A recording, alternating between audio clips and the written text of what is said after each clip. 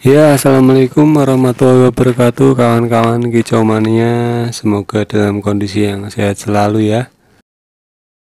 Kali ini saya akan membahas mengenai burung murai batu, teman-teman.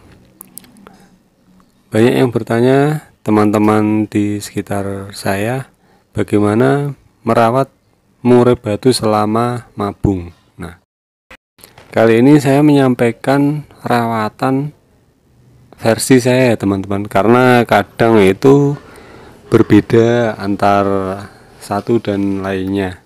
Jadi ini hanya versi saya. Nah, burung murai batu yang mulai mendekati masa mabungnya akan tampak dari penampilan bulu-bulunya yang sudah mengering. Hal ini juga bisa kelihatan dari perubahan perilaku yang sangat mencolok, yaitu banyak diam, dengan leher ditekuk seperti burung yang sedang kurang sehat, tapi selera makan si burung ini masih bagus ya teman-teman.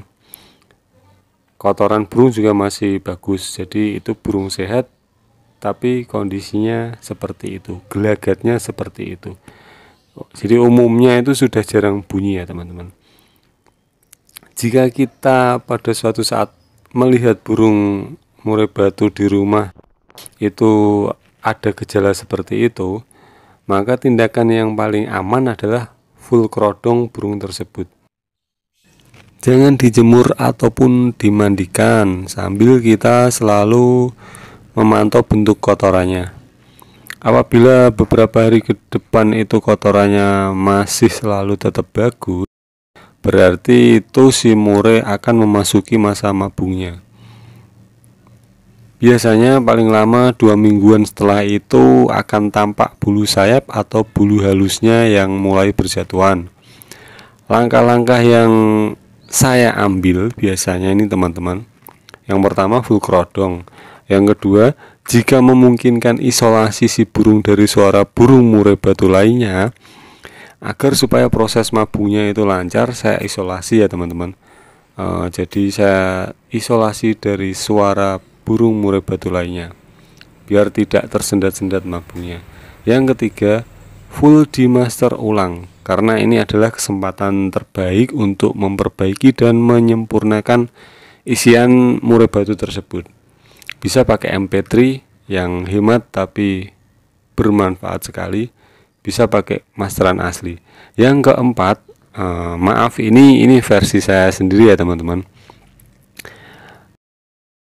Kalau burung makan for, ini langkah kami menyetop untuk sementara pemberian kroto. Jadi menurut saya kroto salah satu EF yang memiliki kandungan nutrisi tinggi, terutama proteinnya itu. Jadi praduga saya kroto bisa menghambat proses mabung si murai batu. Maksudnya supaya ambrolnya itu bagus brol gitu. Juga untuk menghindari overweight atau kegemukan, karena burung kan tidak banyak aktivitas, jadi dikerodong terus, jadi takutnya itu kegemukan. Nah, beda dengan kalau pas masih di habitat atau di hutan yang masih harus terbang ke sana kemari. Nah, ini burung kan kita full kerodong, kita diemin gitu ya teman-teman. Jadi perbedaannya itu di situ. Nah, biasanya pemberian kroto saya mulai memberikan lagi itu jika ekor sudah jatuh semua dan mulai tampak bulu ekor yang baru. Jadi mulai tumbuh ekor itu baru saya mulai kasih kroto lagi teman-teman. Yang kelima, pemberian jangkrik saya turunkan. Misalnya awalnya pagi 5 ekor dan sore 5 ekor. Saya kasihnya hanya menjadi 3 ekor saja. Kalau settingannya sudah 3 ekor, jangan diturunkan lagi ya teman-teman. Itu sudah ideal. Nah, hindari pemberian ulet hongkong. Jadi cukup jangkrik dan for saja. Dijamin burung aman, tidak mati kalau hanya diberikan seperti itu perawatannya. Nah, ada yang bertanya gini, nanti burungnya ngedrop. Nah, justru kita itu berharap burungnya ngedrop dan itu akan membuat proses mabung atau turun bulu itu bisa lebih cepat begitu teman-teman. Logikanya dengan perubahan menu makan yang drastis diharapkan metabolisme burung terganggu sehingga kondisi bulu yang sudah kering atau tua tadi diharapkan akan ambrol.